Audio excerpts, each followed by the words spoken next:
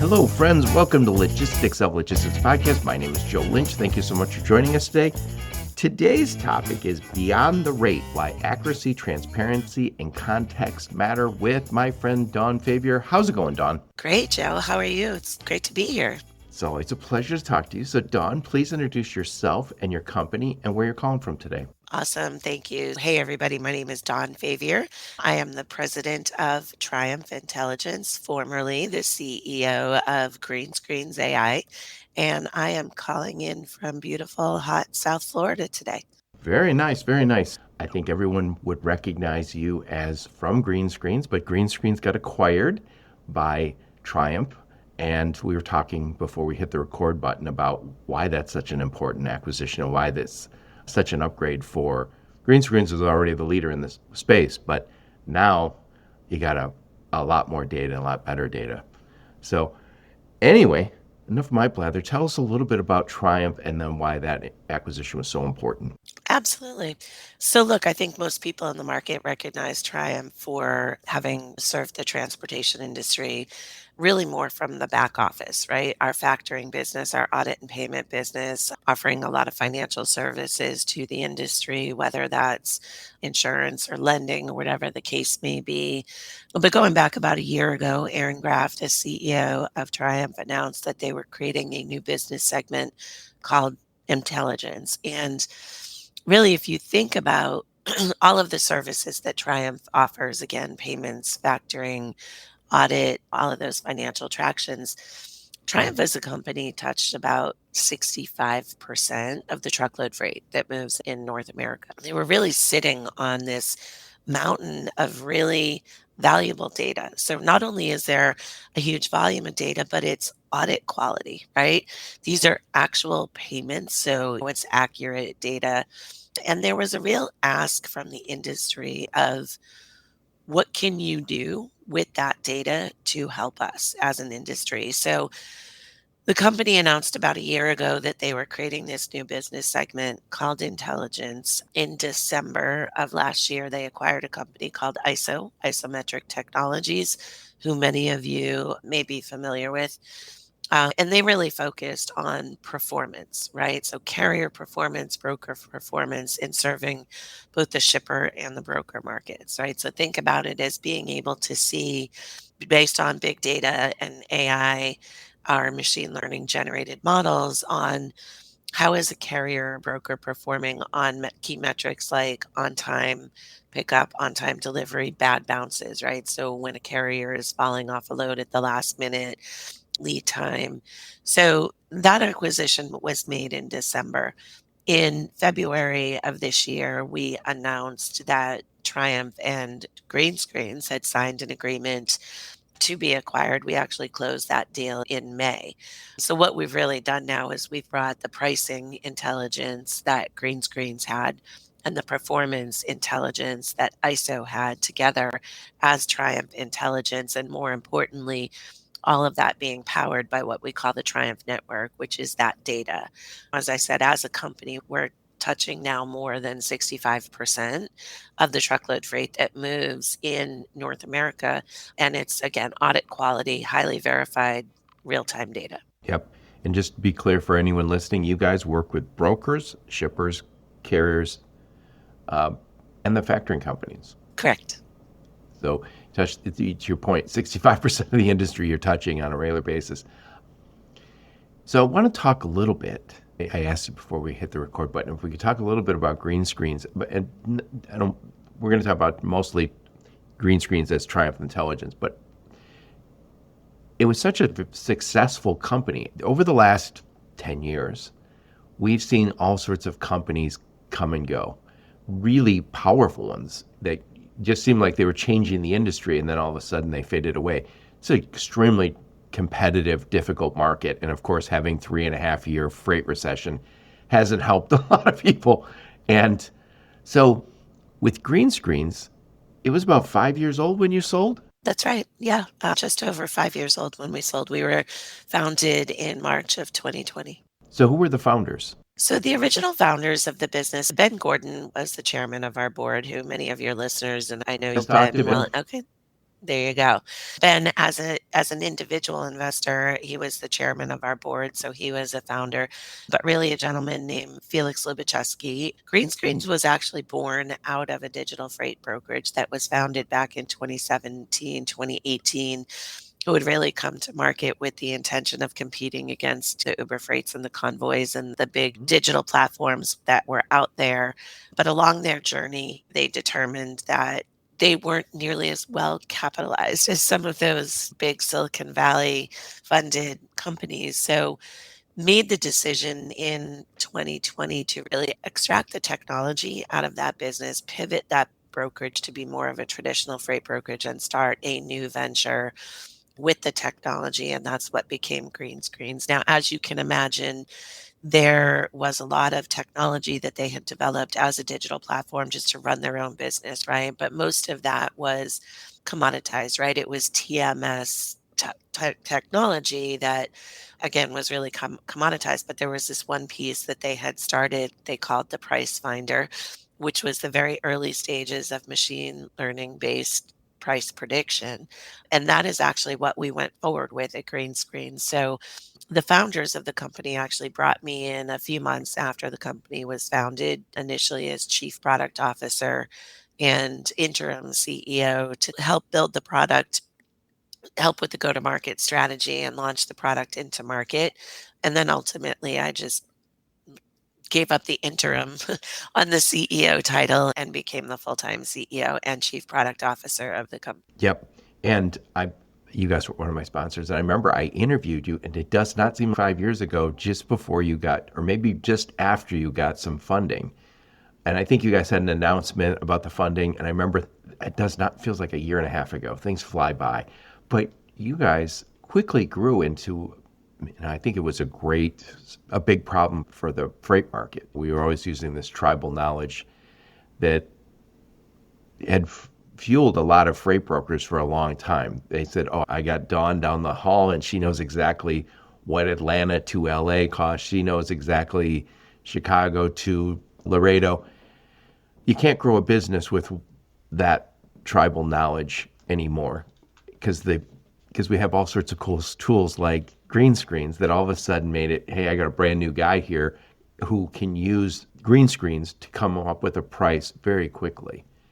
So talk about, first off, that problem and how you guys became that solution for so many companies. Look, there's no denying that we came to market at really probably the perfect time, right? We came into the market in March of 2020 and COVID kind of threw the entire industry for a loop, and freight rates were astronomically high. It was unprecedented. So there was a lot of volatility, and that's really what we are addressing. It's still addressed, and we're addressing at the time is the fact that we were predicting forward, and rates literally were doing this on a day by day basis. Who knew what the rates were going to be? So it was just perfect timing for us to come into the market. As you mentioned, we've been in a freight recession now for almost 4 years, and riding that high, things have certainly changed. We went from a high to a low, and we've been bouncing there at the bottom. The good news is that we only needed to pivot our messaging about the value that we provide ever so slightly, because then it became less about buying as low as you possibly can and optimizing the buy side. So a broker, because that was our and still is our primary customers, freight brokers, we're optimizing where you're buying at, which is still important, but became more about optimizing your margins, right? So we only needed to really tweak our messaging ever so slightly, but really double down from a product development perspective on helping customers to optimize their selling strategy. And what we like to talk about today and for some time now is we'll call it the Goldilocks rate, right? So everybody knows the story of Goldilocks. This one's too hot. This one's too cold. This one's too soft. This one's too hard, and about finding just right. We'll say the same thing about rates, right? Mostly on the sell side. If you offer a rate to a shipper too high, you're likely not going to win the business. If you offer a rate to a shipper that's too low, a couple different things can happen, right? Either if you're bidding that to the shipper and you don't have a truck in hand, you may not be able to cover that load when you do win the business, where at a rate which will either help you reach your margin target, or even worse, you could lose money on it, right? If you're quoting the customer. Or the other thing that could happen is you win the load because you've bid it low.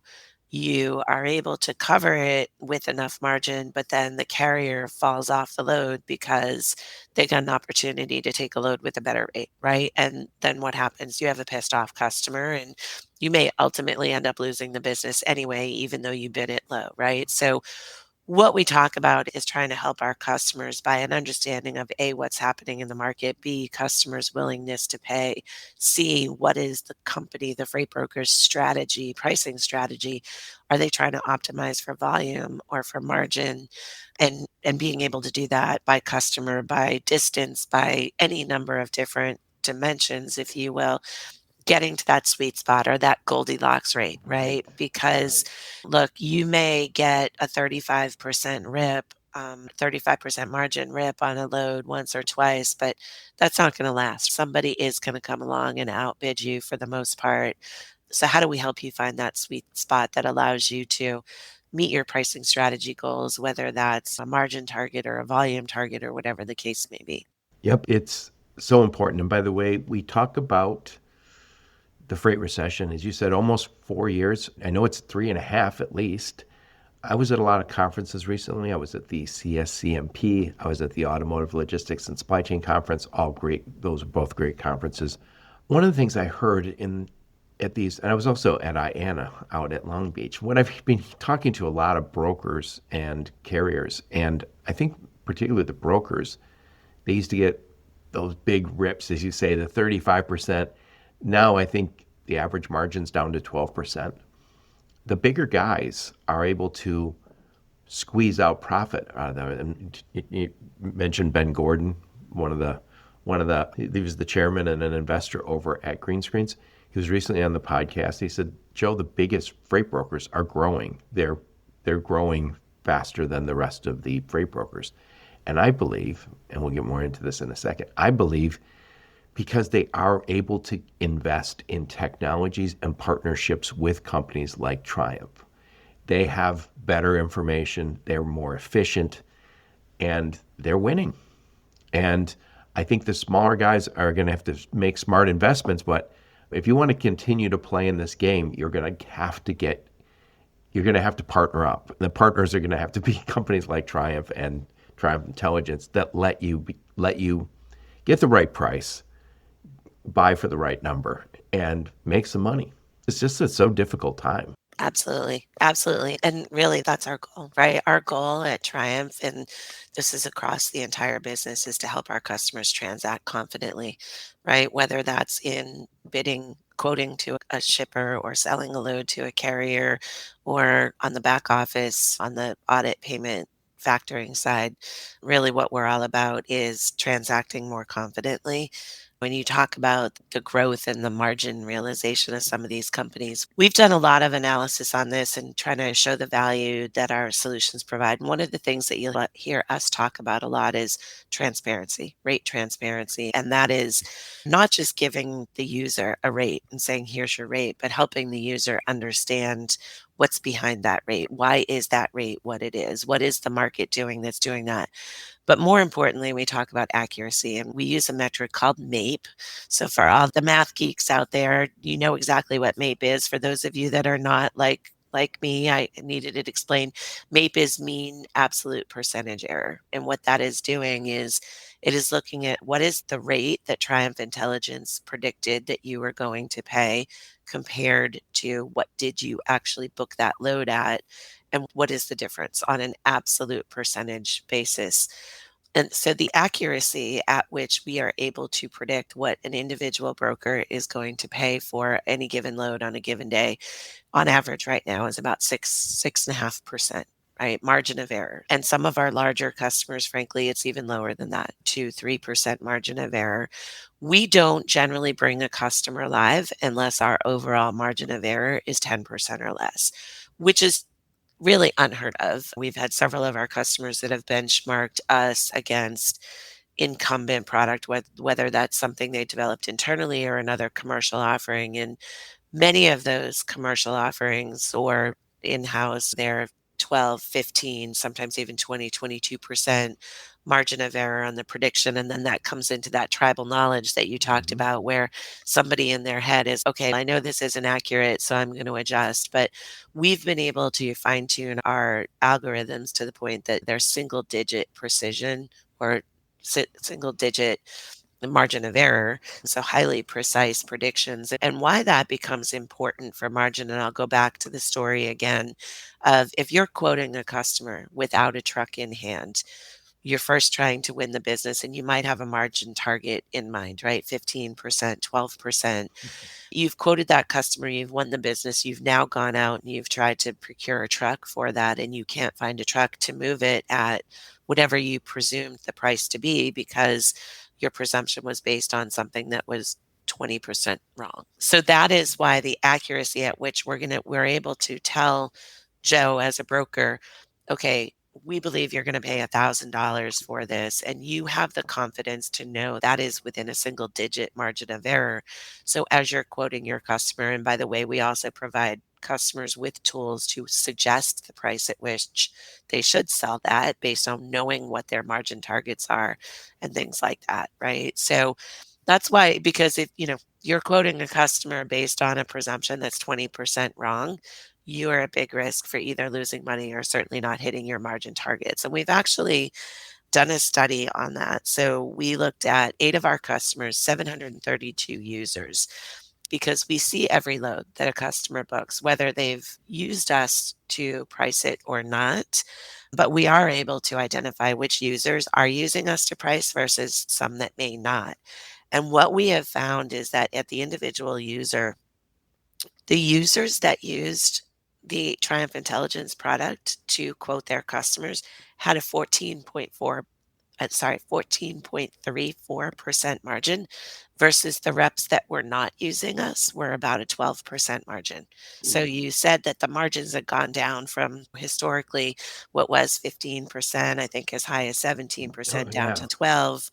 We're now able to benchmark that, look, because of the precision at which we're able to predict the market, we're giving your reps the ability to preserve or protect their margin targets on the other end. Yep, and I think I'm going to reference some other podcasts I recently did. I talked to Ben Gordon, and then right before him, I talked to Spencer Tenney. Spencer represents a lot of brokers, carriers, warehousing companies when they're ready to sell.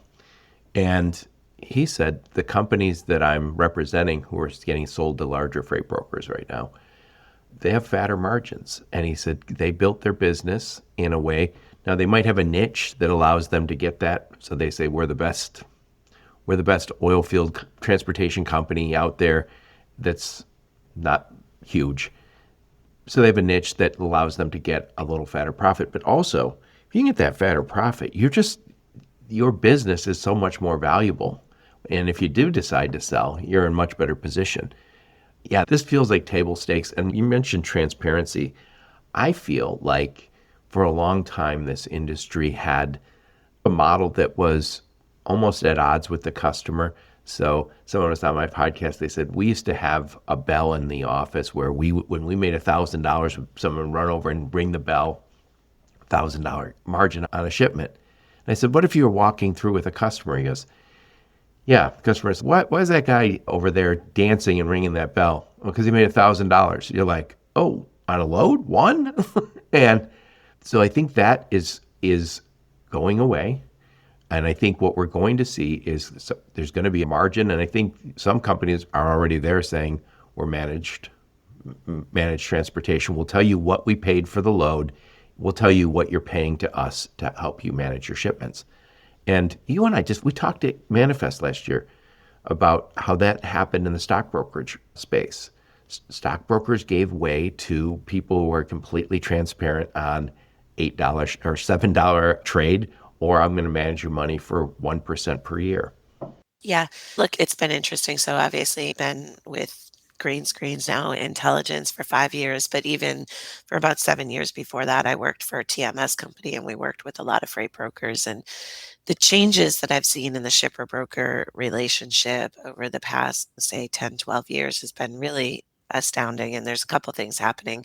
Number one, if you think about all the fraud in industry Oh, right now, a lot of shippers that we talk to, they're like, look, we need capacity, but we don't even want to talk to an asset-based carrier that has less than 100 trucks because we don't want to accept that risk, right? So brokers have become there's a lot of reasons that brokers have become more important to the shippers, and just looking at the amount of market share that brokers now have in the freight industry. I think if we go back 10 or 15 years ago, it was single digit market share, and now it's over 23, 24%, I think and it's growing. And we're more and more seeing shippers understand the value that brokers provide. And it's not just the fraud piece of it and the carrier vetting and onboarding, but also just and the risk there, but the tracking and oh, just the all of that. I customer mean, it's experience is really upgraded. Yes, the customer experience. So we're now seeing a lot of freight brokers that are on the routing guide of in the waterfall tender process for some large shippers, where in the past you went to brokers when you had gone through your entire routing guide Right. and couldn't find anybody else to cover the load. That and certainly when I was a shipper, that was broker was a dirty word, right? We were like, I'm not brokering my freight, right? But now the brokers really have become much more of a strategic partner to the shippers. We're seeing more and more dedicated contracted brokers that are contracted with the shippers on the sell side of the transaction, which is another reason why understanding the market and what the market is doing on a predictive basis is become so important. And earlier this year, we had historically been focused on the short-term spot market, but earlier this year, we also released a long-term prediction model, right? Because we're seeing much more of that contracted freight, dedicated lanes between the shipper and the broker. Yep. Don, I always have to admit when I was wrong on this one. I believed when I came to this industry, it's 15 years ago, I came from automotive, and I ran a little 3PL, and it was mostly less than truckload, but we did some truckload. So I got involved with all that, and I remember thinking, what value are we providing? Why all we're doing is getting them trucks. But I came to realize that we were a middleman, but we were a middleman that provided, as you said, the tracking, the tracing. We provided the transportation management system. It was the customer experience. But I thought technology would displace the brokers because carriers would find it that. What happened is the carriers invest in the ultimate technology, trucks, Right. and we've had the best brokers invest in customer experience and technology that has made it so much easier to work with. And I think you said it was a dirty word when you were still a shipper. It felt like, oh, this is a scam. These are just middlemen. If the middleman is adding that much value, you happily bring them in. And 100%. so, 100%. And I don't think that's going to change anytime soon. I think we're going to see brokers become more and more strategic partners. And like some of the things that we're looking at right now is how do we help better facilitate the quarterly business reviews, right? Between the shippers and the brokers, right? How do we get everybody working off of the same pane of glass, if you will? I know that's an overused term, but from a quarterly business review and a more strategic partnership perspective. So right on. yeah, it's funny because when I was in that business, I would argue that we're adding a lot of value. I'm saving you money. And they was like, how are you saving us money? You add cost. And I was like, oh, I'm bringing in carriers you don't know. I have a relationship with carriers you don't know. That's why I'm getting there. But I always thought that tech will allow us to get there. Nope, the brokers are here to stay. They So, are here to stay. And look, most shippers realize that they are paying a premium oh, for yeah. the broker service, and they're willing to do that for that customer experience, Yes, as you said. yes. And right now we are talking about all of this fraud. I'm bringing up, it seems like every other episode, cybersecurity, freight fraud, and cargo theft. They're siblings, I think. And there's a challenge. If I was a shipper right now, I would want to go with a really good broker who would say, don't worry, Joe, I got your back. I'm going to take care of you. I've heard just horror stories lately, and I'm doing an interview coming up here probably in the next week or so. Sammy Hagar and Guy Fieri own a tequila company, and they lost 2 truckloads. That was $1 million worth of tequila. Now I was just at CSCMP and people were bringing it up, and I was like, how did I miss this? But then somebody sent me a note about it, and I'm going to do an interview on it. But somebody wrote an article that said, no guns, no audacious anything. This is just getting into systems and stealing $1 million worth of tequila. This is so much more than the opportunistic theft that we saw 10 years ago. This is sophisticated. And when they knew exactly where that was coming from. I talked to somebody who was in Mexico recently, but he's lived over in the US too. He's a Mexican guy. And he said, Joe, he goes, the theft is so much more planned out. The bad actors are getting very sophisticated. And I think the more technology that comes to market to address fraud and theft, the smarter the bad actors get. But By the way, we'll talk more about this in a minute, but that's why you got to get the Broker Carrier Summit, which Dawn sits on the board of the Broker Carrier Summit. So when is the Broker Carrier Summit and where is it? the Broker Carrier Summit is October 28th, 29th, and 30th. Yes, in Orlando, Florida. So check it out, brokercarriersummit.com. I'm super honored to be part of the Broker Carrier Summit. It's fairly new. I think we've been doing this for just over 2 years. I joined as a participant sponsor when they had their second event in Tampa, Florida. It was October 2 years ago. So 2023. It was the second event. Dan Lindsay, who was the founder, had done the first one in Indianapolis. It was something like 35 people showed up in a conference room with the goal of giving brokers and carriers, smaller brokers and owner operators, small fleets, the opportunity to network and just get in a room and talk through the issues, because I'm a firm believer that problems are solved when people are actually talking to each other. Face to face is even better. But Dan had done the first one. I got involved as a sponsor in Tampa, where we had about 135 people show up, right? So we went from 35 to 135. And then we did the next one in Kansas City, and it was 300 people. So we will be in Orlando this October, and I think we're tracking towards 700 people. Right. And it's all freight brokers and carriers and tech providers. But it's not your typical conference. It really is designed for networking and education. There is no expo hall. Our vendors are all told this is not a selling event for you. There are no hard sells. And I'm also the technology liaison.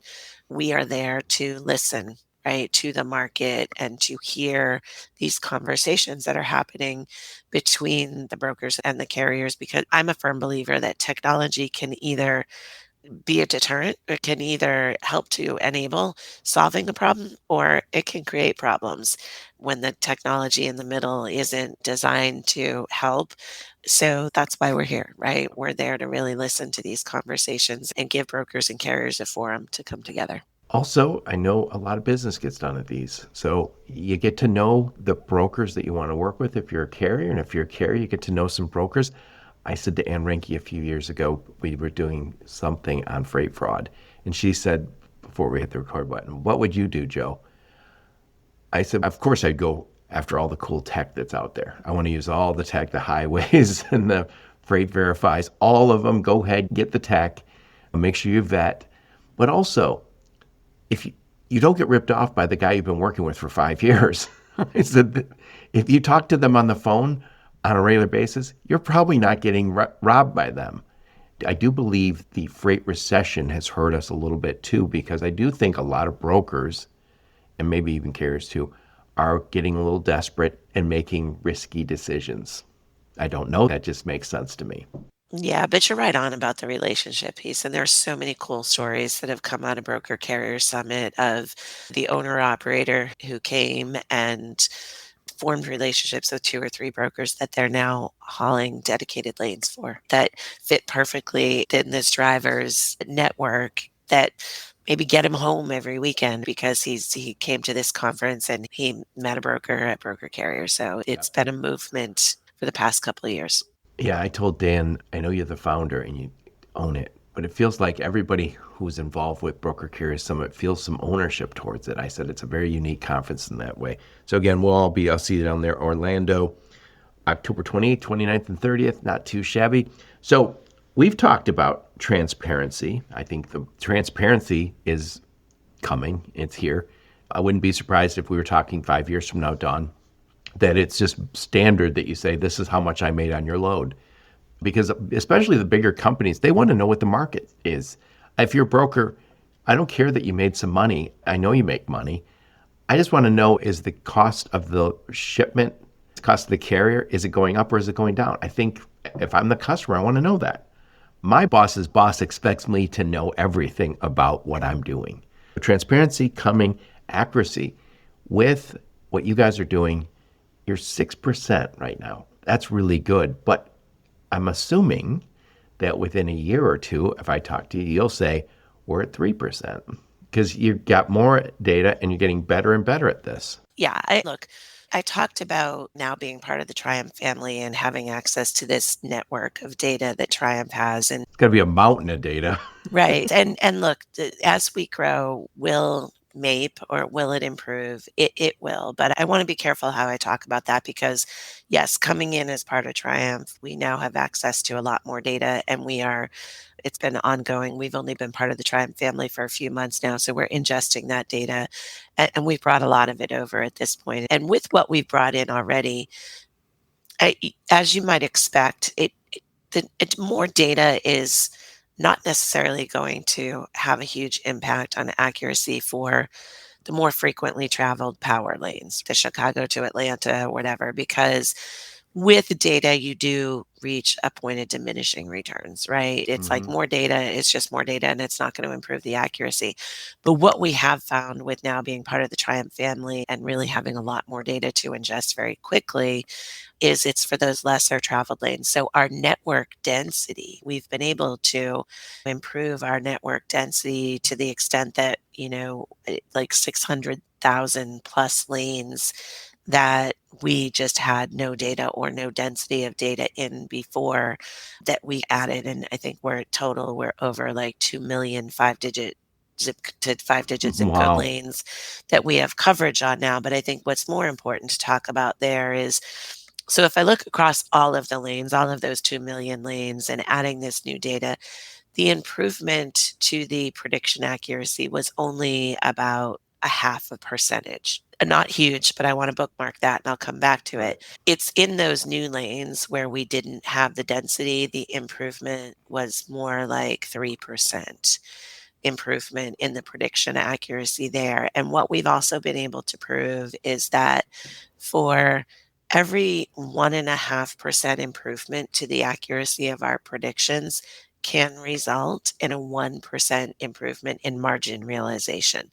So we go back to that whole, why does accuracy matter? Accuracy matters because you're quoting a customer without a truck in hand. You need to be pretty darn sure about what you're going to pay on that. Yeah. Now, I know last time we talked a little bit, and I talked to you at Manifest, you said, yeah, you're using a lot of AI to clean up all the data because you guys are getting data that's sometimes incomplete or inaccurate. I just call it dirty data. And you guys have been using AI for years on that. And so talk about that because you start to hear people right now say, "Is AI a bubble? Did we get too excited too fast?" But you guys have been applying it very successfully for years now. Yeah, look, our core algorithm is a type of AI machine learning, which is very different than LLMs or agentic AI, right? Machine learning is a type of AI that is very different and it's really learning through big data, right? So the way we get to the accuracy of our predictions is consistently training this machine learning algorithm that's goal is to improve upon itself using the data, right? But on the data cleansing side, that is automated. I would say it's less AI, but it is automated. And you're right, garbage in, garbage out. So not only is the data that we're using audit quality, we talk about the veracity of the data that we're using to feed the algorithm. Much of it is audit quality, but we've got filters established on the front end of our data ingestion pipeline that is specifically looking to flag data that might be invalid. Maybe it's an outlier, right? So it might be that it was 5 o'clock on a Friday and the carrier fell off the load and you needed to move that load at any cost. So you knowingly paid Right. $1,000 more to move it. That's an outlier. We don't want that feeding the algorithm. Or it might be a partial truckload that somebody miskeyed and marked it as a truckload. We don't want those things influencing. And when we onboard a new customer, on average, we find that we're flagging about 35% of the customer's Wow. initial data feed is potentially dirty. And then we work with the customer to adjust some of those filters to fit their business. And I'll give you an example of that. We have a default filter that says anything under 5,000 pounds is likely a miskeyed LTL or partial truckload. Right. So those would all initially be flagged. But we also know that a full truckload of empty plastic water bottles going from a packaging manufacturer to Niagara Waters, as an example, or somebody like that, Poland Springs, weighs about 3,500 pounds, right? So then we're able to adjust those filters to say if the shipper is X or the receiver is Y or the commodity is Z, this rule doesn't apply, right? So a Right. 3,500-pound shipment, or look, I used to, when I worked for Staples, we bought a lot of bubble wrap, right? A full truckload of bubble wrap was 2,000 pounds, right? That type of thing. So we can adjust those filters to ensure that for each customer, we're getting the maximum amount of data that's feeding the algorithm, but still protecting the algorithm from those outliers and user errors and miskeyed shipments and things like that. And that's part of what leads to the accuracy. The other part of the accuracy just comes from the real-time nature of the data, the fact that it's not latent data that is being reported in arrears. It's real time as things are transacting. Yeah, use the term audit quality. Well, what do you mean by an audit quality level number? Like the heritage of Triumph, right? So we have our audit and payments business. So they are auditing freight bills and making the payments to the carriers on those freight bills. So we know that data is accurate, right? So it's the freight bill comes in, and let's say the freight bill came in for $1,000, but it should have been 800 or it should have been 1,200. We are actually performing that audit and making that adjustment. So from the Triumph network of data, that is the quality of data that we're getting, Yes, right? that's From our fantastic. customers directly on the formerly Greenscreens side, we're also getting book loads. So as soon as we're integrated into their TMSs, so that as soon as they book a load with a carrier accepts that load, that transaction is feeding to us. So we know precisely at the time the load is booked, what did they book that load for? Not what was the quoted rate, what Right. was the offer rate, what was the posted rate. It's actual booked load transactions. I like it. I like it. So we've talked about the importance of accuracy. We talked about the importance of transparency. Got me wondering though, why do we have context? What do you mean by context? So again, our title is Beyond the Rate: Why Accuracy, Transparency, and Context Matters. Why does context matter? You just keep teeing up the softballs for me. I love it. So, context, and what we mean by context is look, not all brokers have the same buying power, right? And by the way, Oh, yeah. size doesn't matter, right? Because people may presume a C.H. Robinson or a Echo or TQL, they have more buying power than a small to medium sized broker. And while that may be true in some cases, there are a lot of smaller brokers out there that have specialized in certain areas, whether that's geographical or commodity or things like that. They've differentiated services to certain industries, or they've just created some great carrier relationships that allow them to sell more effectively. So all of our customers really get two things from us. They get a market rate, which is, we think about this network of data that is 65% of the transactions in North America, aggregated, anonymized, which is directionally what is the market doing on a predictive basis. But more importantly, every broker gets their own personal machine learning model that is trained based on their data, based on their buying power, based on their carrier and shipper relationships to contextually understand what is their buying position and buying behavior in the market. So they are always seeing this is what the market rate is. $1,000, but based on your buying power in this lane, your carrier relationships, your thing, you whatever, we predict that you're going to pay 1,100 because you maybe have never moved this lane before. You don't have carrier relationships there. This is a new lane for you. So they see that at any given time. They also, each of those rates has what we call a confidence score associated with it. And the Oh, I confidence like that. score is really showing it's how much data do we have behind this? What is the volatility that we're showing in the market? What are the spread of potential outcomes when we look at the data, right? If we're looking at a lane and there's a range of rates that are between $1,000 and $1,600, we may give that a lower confidence score because look, people are buying all over the place. Whereas if we can see that people are consistently buying within $100 range in a lane, that may drive a higher confidence score. So what we train our users is look, if your rate, which we call the verified rate, is the customer specific contextualized rate, has a lower confidence score than the network rate, and you may want to lean more towards that network rate or that market rate, right? That has a higher confidence score. So that's really what the context means. In addition to that, we're and I mentioned this earlier, we're not just spitting out a rate and saying, here's your rate. Take it for what it is. We give a lot of decision support information to the user behind the scenes to help them understand why the rate is what it is, right? So we're showing them a lot of historical information.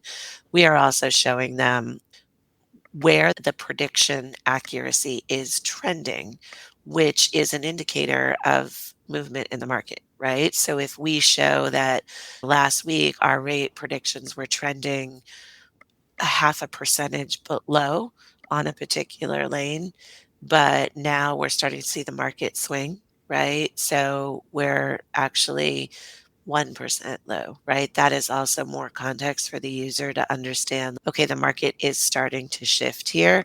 I might need to build a little bit more margin into this when I quote my customer. Yeah, I love what you guys are doing. It just makes so much sense because this industry sees shocks. COVID is in our rearview mirror, thank goodness, but the rates were all over the place for a minute, and they just went higher and higher. But eventually, they came back down, and as they were coming back down, I just know there were people saying, "Oh my God, I'm going to get rich. That's going to be $1,700 for that, or $18,000 for this load." They were so excited, and then one day, it was no longer that rate. And you need to know that, especially as you're trying to build these longer term relationships with carriers. You need to be able to say, I got to know what's happening in the market. I can't miss. I can't miss it going up or down because it's gonna bite me. So anyway, I'm going to summarize what we talked about. Then we're going to get your final thoughts on the topic. So I'm talking to my friend. Oh, well, I didn't say it yet. Also, my third cousin. That's right. We found Long that on lost. Ancestry. Yes, we So did. talking to my friend and cousin, and we're talking about Beyond the Rate, why accuracy, transparency, and context matter with Dawn Favier.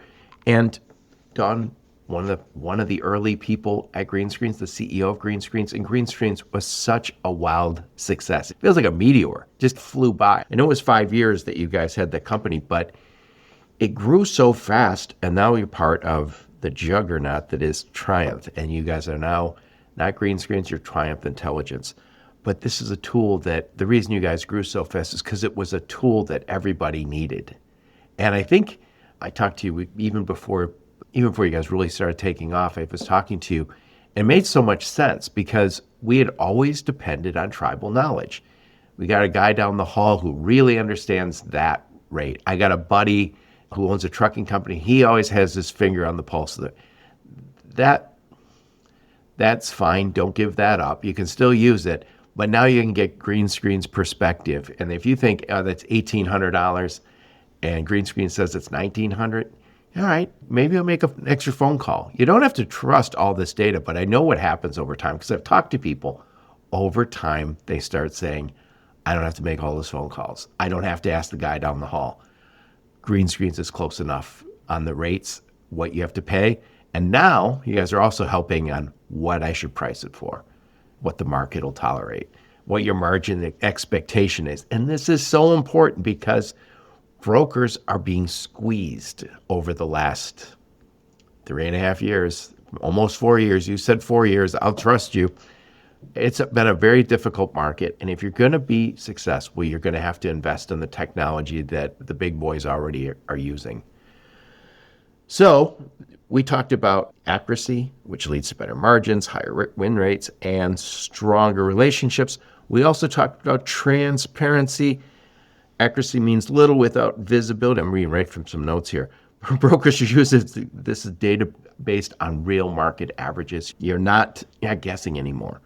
And then the market context we just talked about. The big difference, I think if there's one thing you want to take away, using Greenscreens, you get 14.3% margin. Not using it, you get 12. 2% of gross margin is the difference between failure and success for so many companies right now. Enough of my blather. Dawn, put a big old bow on this one. Final thoughts on the topic. Absolutely. First of all, thank you for having me on the show, Joe. It's always a pleasure to be here with you, even before we were cousins or discovered that we were distant, long lost third cousins. But yeah, look, we are thrilled to now be part of Triumph as Triumph Intelligence and really hardening our position as a market leader for, I'd say, really three things, right? Transactional execution from a pricing perspective, margin optimization, and market intelligence for brokers, shippers, carriers. We have just begun. Our mantra at Triumph is helping the industry to transact confidently. And this is just one of many ways that we do so today and will continue to do so in the future. So would love to hear from anybody. You can always reach me at dfavier at tfin.com. You can check out our website or LinkedIn, and we'll be at some of the conferences out there, F3, Technovations, Broker Carrier Summit. So look for our folks out and about. You can't go to conferences. I should say, when you were Greenscreens, you could not go to a conference without seeing them. But you also would see Triumph at all the same conferences. So you still expect to see you guys. And what I'll do, Dawn, is I'll make sure I put a link to your LinkedIn profile, link to your website, any other links you and your go-to-market team give me. I'll also put a link to my recent conversation with Ben Gordon because he talked a little bit about this transaction. And I love what you guys are doing. One more time, what problem do you solve for your customers and who are your customers? Awesome. Yes. So we sell pricing intelligence to freight brokers today. And really, again, where our goal is to help freight brokers transact confidently. We are predicting both market rates as well as the contextualized individual rate of what an individual freight broker is going to pay, and also providing some sell side guidance to help the customer optimize win rate and margin associated with that. I love it. I love it. Thank you so much for taking the time, Dawn. It's always a pleasure to talk to you. You too, Joe. Thanks for having me.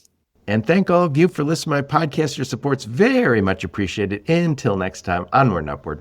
You have been listening to the Logistics of Logistics podcast, where we engage with leaders in the logistics and supply chain community. If you like what you hear, please subscribe, hit the like button, and leave us a nice review on Apple or Spotify or wherever else you listen. Also, please check out our videos on YouTube and connect with us on LinkedIn. We're very big on LinkedIn. And you can also reach us on the logisticsoflogistics.com, our website.